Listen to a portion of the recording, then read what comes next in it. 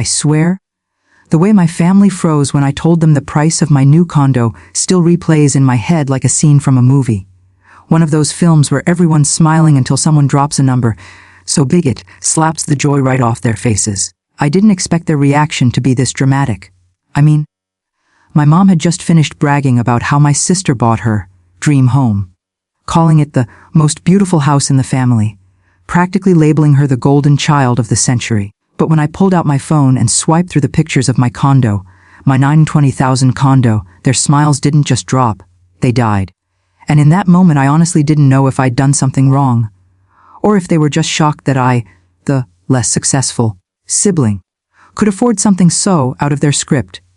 So let me ask you, was I wrong for showing them my place? Should I have stayed quiet and let my sister enjoy her spotlight?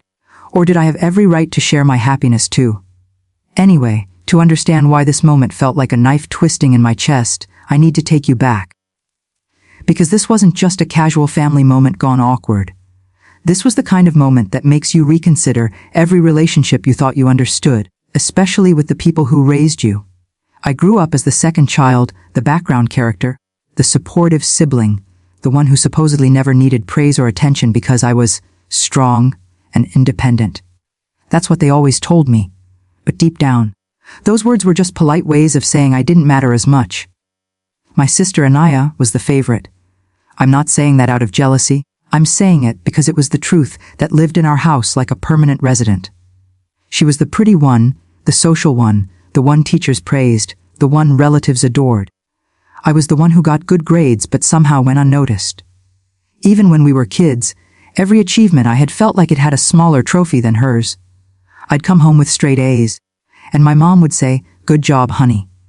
Anaya would come home with a drawing of a flower that looked genetically mutated, and my mom would scream like she won the Nobel Prize. It was always like that. Still, I didn't really mind when I was younger. I mean, as a kid you don't always see favoritism for what it is. But as I grew older, the pattern became impossible to ignore. Every birthday, every holiday, every casual Sunday, even the smallest things were always oriented toward her. When she turned 18, my parents threw her a massive birthday party at a banquet hall. When I turned 18, I got a cake from the grocery store bakery and a "We're proud of you" card that still had the price tag on it. When she struggled in college, my parents paid for tutors, transportation, supplies, food, everything. When I struggled, I got told to work harder. That was the dynamic, and honestly I got used to it. I pushed myself, found my own path, and created a life without needing them to hold my hand. I put myself through school, took part-time jobs, learned skills, networked, failed, tried again, started my own business, and built something from scratch. It wasn't easy.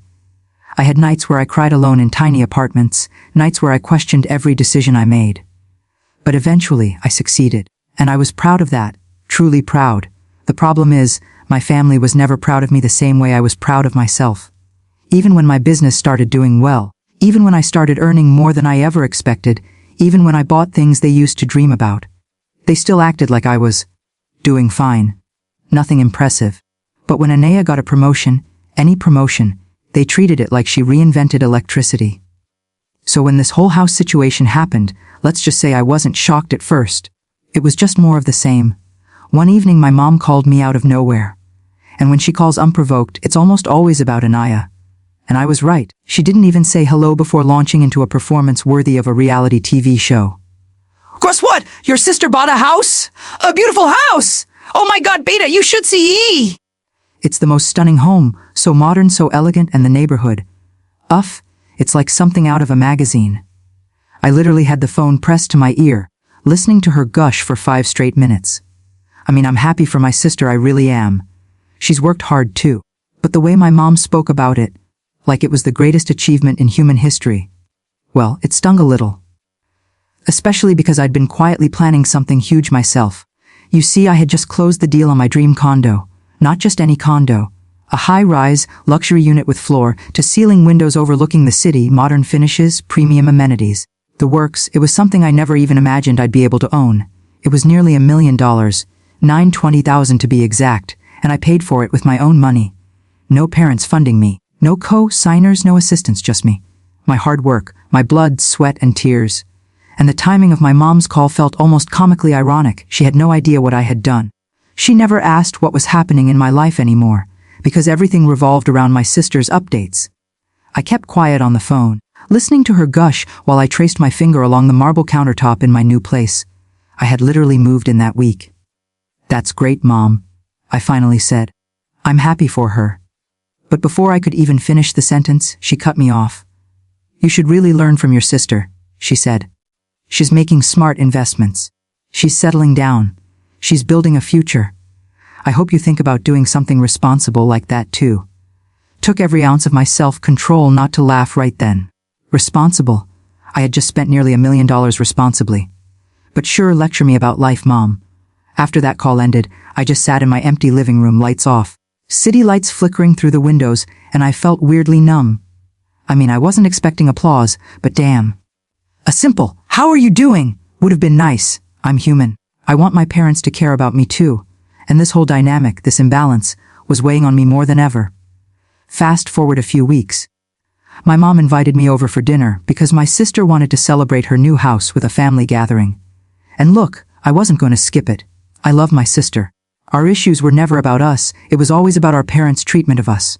So I went. And the moment I walked in, it was exactly what I expected. Anaya was glowing, showing everyone pictures on her tablet, and my mom was practically floating around the room like she was hosting a gala. There were snacks, decorations, music. She basically turned it into a mini party. When I walked in, my mom gave me a quick side hug, then immediately turned back to praising my sister's backsplash tiles. My dad shook my hand, nodded, and went back to admiring the photos. I sat down quietly, reminding myself not to take anything personally. Halfway through dinner, Anaya showed the price of her 5,000, and good for her, really. It looked beautiful, modern, cozy. But the way my parents reacted, you'd think she bought a castle. My mom started talking about how responsible she was, how proud she was, how this was such a huge milestone, how it put her way ahead in life. My dad agreed, saying she was the star of the family. And then for the first time ever, Anaya turned to me and said, "Hey, enough about me. What's new with you?" I wasn't expecting that. My parents weren't expecting that. The entire room paused. It felt like someone muted reality, and I don't know what came over me, but for once, I wanted to be honest. I wanted to share my happiness. I wanted to feel included. So I took out my phone, opened my gallery, and said, "Actually, I bought a place too." The way the room fell silent, I can't even describe it. My mom blinked rapidly, like she couldn't process the information. My dad slowly set down his fork. Anaya leaned closer, interested and genuinely excited. "Wait, what? You did? Why didn't you tell us?" I shrugged, trying to seem casual even though my heart was pounding. I didn't want to make it a big deal. "Show us," she said, pulling the phone gently out of my hand. She flipped through the pictures. My living room view, the modern kitchen, the minimalist bedroom, and she gasped, "Wow, this is stunning." My parents leaned in. My mom's smile thinned instantly. My dad's face went blank. They exchanged a quick glance. One of those silent conversations parents have. And I suddenly felt like I was intruding on their storyline, like I wasn't supposed to have something this nice. My mom cleared her throat. "It's nice," she said slowly, the same tone you'd use to compliment a salad you didn't like. "Where is it?" I told her the location. My dad frowned. "That area is expensive." "I know," I said. "So how much was it?" My mom asked casually, but her eyes were sharp, calculating, almost doubting. I hesitated for a second, wondering if I should sugarcoat it. But then I remembered all the lectures, all the comparisons, all the times they made me feel small. And I decided I wouldn't minimize my success. It was 920,000. I swear the room stopped breathing. My mom's fork clattered gently against her plate. My dad's jaw tightened. Even Anaya froze for a moment, her eyebrows lifting in shock. Not jealousy, just surprise. My mom was the first to react. 900 and... What? Her voice cracked like the number physically slapped her. 920,000, I repeated. The silence that followed was suffocating, heavy, loud even though no one spoke. My mom leaned back in her chair, arms crossed, looking like she had just found out I robbed a bank. My dad's expression turned unreadable, stone cold. And Anaya, she slowly smiled and handed my phone back. "That's amazing," she said softly. "Congratulations, seriously, that's huge." But my parents didn't echo her. Instead, my mom forced a laugh that sounded more like a cough. "Must be nice," she muttered. "I didn't know you had that kind of money lying around." "It's not about having money lying around," I replied calmly. "I worked for it. Saved for years. My dad finally spoke. You should have told us. Told you what? I asked. That you were planning something like this? He said. We could have advised you. Buying something so expensive without consulting anyone, it's risky. Risky. Really, risky for whom? Me or their ego? I swallowed the sarcastic responses building in my throat. Instead, I said, I'm comfortable with the decision. My mom scoffed under her breath. It's just surprising. Very surprising. I didn't respond. I didn't need to. The energy in the room was enough. They weren't happy. They weren't proud. They were upset that I hadn't stayed in the role they assigned me, the less successful child. The supporter. The background character. And the more I sat there, the more I realized something painful. Their problem wasn't that I bought an expensive place. Their problem was that I bought a place nicer than my sister's. Bigger, more expensive, more prestigious. And for the first time, I had unintentionally challenged the family hierarchy. Half an hour later, dinner ended quietly. No excitement, no congratulations. No, we're proud of you. Anaya tried to keep the conversation going, tried to lighten the mood, but our parents stayed cold. Their silence felt like ice water running down my back. When I got into my car afterward, I sat there with my hands on the steering wheel, staring at nothing, trying to process the fact that my own parents were upset that I succeeded. Shouldn't parents want their children to thrive? Shouldn't they be proud when the child who never asked for help finally achieved something massive? But instead, I felt punished. Before I go deeper into what happened next, because trust me, things escalated beyond anything I expected, let me pause for a moment to ask you something. If you were in my position, sitting there watching your parents freeze, watching their smiles die because you dared to be successful, what would you do? Would you stay quiet to keep the peace? Would you confront them? Or would you walk away from a family that only loves the version of you that stays small? Before I tell you what happened next, just think about that. Think about the moment when a family's love feels conditional, and tell me. What would you have done in my shoes? When I finally drove home that night, my mind was spinning so fast I almost missed my exit twice. I kept replaying the dinner scene in my head. My mother's frozen smile, my father's blank stare, the way the room felt heavy with something ugly and unspoken the second they heard the price of my condo. I just kept asking myself why. Why was my success treated like a threat?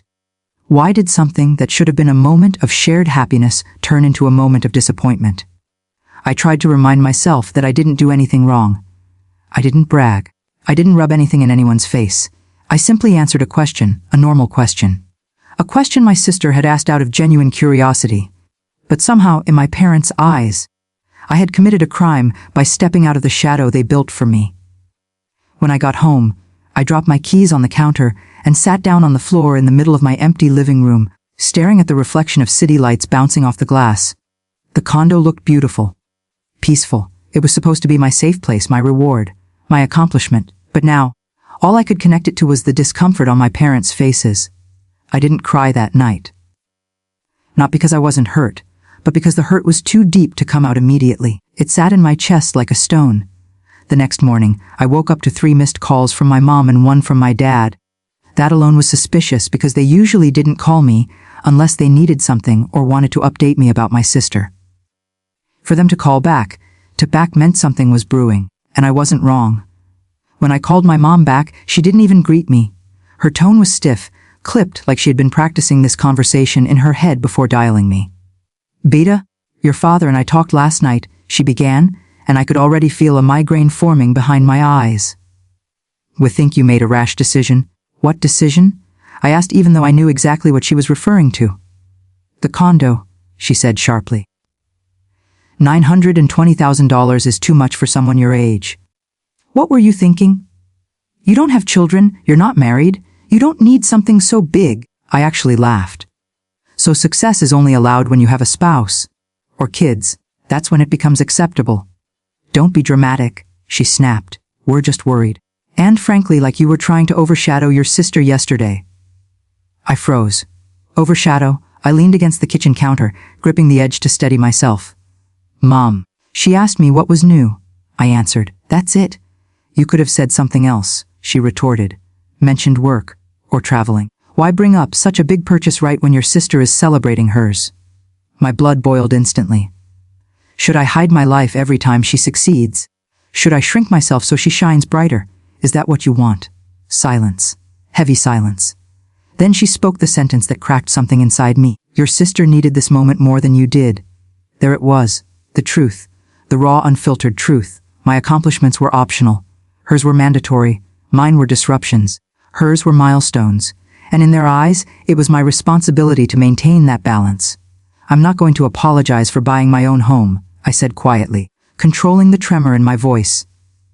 We're not asking you to apologize, she replied, but you should have been more considerate. Considerate. The word echoed in my head like a slap. My entire life had been lived in consideration of their biases. My birthday celebrations, my achievements, my milestones. They all came second to hers. They wanted me to be considerate of everyone but myself. I ended the call before I said something I'd regret. My hands were shaking, my chest was tight, and I felt something I hadn't felt in years, the urge to finally stand up for myself. To stop playing the humble, silent version of me that they expected. 2 days passed without further contact. I stayed buried in work, trying to distract myself, but every time my phone buzzed, my stomach twisted with anxiety. Was it my mom again? My dad?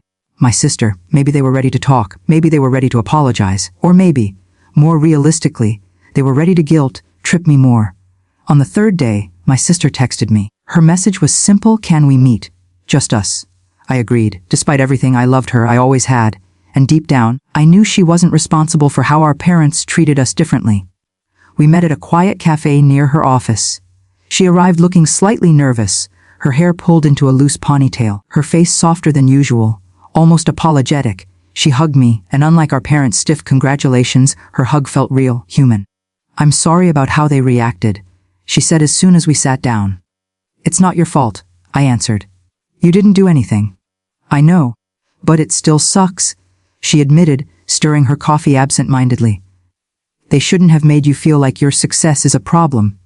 Her honesty cracked me open a little. I felt my throat tighten. I wasn't trying to take your moment, I said. I'm proud of you. Your house is beautiful. I know, she said with a smile. And I'm proud of you too. For a few minutes we sat in silence, sipping our drinks. Then she looked up at me with a strange expression. One that told me she was about to say something I wasn't prepared for. They think you're lying, she said quietly.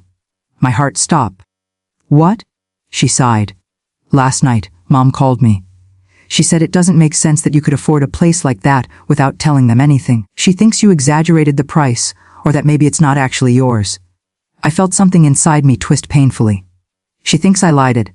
My sister nodded. Dad too. They were confused, and maybe a little jealous. And instead of accepting that you did well, they convinced themselves you must be hiding something. My chest burned. My parents, my own parents, could not fathom that I succeeded without their help, so they created a story where I didn't succeed at all. My success wasn't just minimized, it was erased. I can show them the paperwork. I muttered bitterly. You shouldn't have to, she said firmly. But I wanted you to know. And that's when I realized something life-changing. Their issue was never about the condo. It was about the fact that I didn't stay in the place they expected me to stay. I grew, I evolved. I became something they didn't predict, and that threatened their narrative too much for them to accept. The next weekend, things came to a boiling point. My parents invited both of us over to talk. The message was vague, ominous, and dripping with emotional manipulation. But I went, not because I owed them anything, but because I wanted closure. I wanted to hear what else they had to say to discount my life. When I arrived, the atmosphere was stiff. My mom looked tense, my dad looked stern, my sister sat beside me like moral support. My dad spoke first. We've been thinking, he said, folding his hands together. About your condo? Of course you have, I said inwardly but kept my face neutral. We're not angry, he continued. Just concerned. My mom nodded. It's a very flashy purchase, Beta. It makes you look irresponsible. I actually laughed out loud. I couldn't help it. Buying property makes me irresponsible. No, my dad corrected. Buying property beyond your means does. I stared at them. How do you know it's beyond my means? They exchanged that look again, that silent conversation that made my stomach churn. Because you never told us your income, my mom said. You never explained how you afford things. How are we supposed to trust that you're making wise decisions? It hit me like a brick wall. They wanted access. They wanted control. They wanted to monitor my finances like they had monitored my sister's life. But I hadn't given them that opportunity. I had grown independently. and that independence was an insult to them. I took a slow breath. "Let me explain something to you," I said softly, but my voice trembled with emotion. "I didn't tell you because you've never asked. Every conversation we have is about my sister. Every accomplishment I've had has been brushed aside. I learned to stop sharing, because sharing never led to anything positive." My mom's face tightened. "That's not true." "It is," I said firmly. "And yesterday when I finally shared something big, something I'm proud of, your reaction wasn't happiness. It was suspicion, disbelief, jealousy. You acted like I committed a crime." My dad leaned back. "We just want what's best for you." "No," I said, shaking my head. "You want what fits your version of me. The version that stays in the background so I nodded toward my sister, "can stay at the front." My sister looked down, guilt flickering across her face, but she didn't interrupt. My mom stood up abruptly. "This is ridiculous. We don't play favorites." The room fell silent. Then my sister spoke quietly. "Actually, you do." My mom turned sharply. "Excuse me." "You do," she repeated, voice steady. "You've done it my entire life. You treat me like I'm perfect and treat her like she's invisible. And last week proved it." My parents stared at her as if she had grown another head. My sister continued. "She bought a nearly $1 million condo on her own. That's incredible. That's something to celebrate. But you reacted like she told you she was moving to Mars. You made her feel guilty for succeeding. You made her feel wrong for being proud of herself." My dad frowned. "We didn't mean." "But you did," she cut in, surprising all of us. "And I'm tired of watching you do it. She deserved better." For a moment, no one spoke. The room felt like it was holding its breath. My mother looked crushed. My father looked defensively confused, and my sister looked exhausted. I felt tears sting the corners of my eyes, but I blinked them back. "I don't want special treatment," I said quietly. "I just want fairness. Respect, basic acknowledgement." My father exhaled. "Well, you didn't realize." I swallowed. "You didn't want to realize." Another silence. Then my mom whispered, "We're sorry." It wasn't a perfect apology. It wasn't filled with deep understanding or sudden enlightenment. But it was the closest they had ever come to admitting fault. And it was enough for me to breathe again. We talked for a while longer. Not everything got resolved. Some wounds were too deep to heal instantly. But for the first time ever, the truth was out in the open, and that alone felt like a victory. A week later, my parents asked to see my condo in person. Every part of me was tempted to say no, to protect myself from further judgment, but I reluctantly agreed. And to my surprise, when they walked in, they didn't criticize. They didn't compare. They didn't question how I afforded it. They simply walked around quietly, taking in the view, the space, the details. My mom touched the countertop gently. My dad nodded approvingly at the layout. "It's beautiful," my mom finally said, looking genuinely emotional. "It really is," my dad added, and for the first time ever I felt seen. Not compared, not overshadowed. Seen was everything suddenly perfect. No, families don't change overnight, but there was progress. There was understanding. There was a chance at a new beginning. And I realized something powerful. Sometimes standing up for yourself isn't about fighting. It's about telling the truth even when your voice shakes. It's about refusing to shrink for someone else's comfort. It's about choosing your own worth. If you've ever been the overlooked one in your family, the background character, the one who never got the same praise or attention, then you know exactly how heavy that silence feels. But trust me, your success is not a threat. Your growth is not disrespect. And you never owe anyone an apology for leveling up. So if you were on my side through this mess, if you felt my frustration, my hurt, and my eventual relief, then like this video to let me know. Subscribe for more stories like this, because I promise you, I have plenty more moments where life surprised me in ways I never expected. And share your thoughts in the comments below. Tell me what you think about the way my parents reacted, and whether you've ever been in a similar situation. I'll see you all in the next story.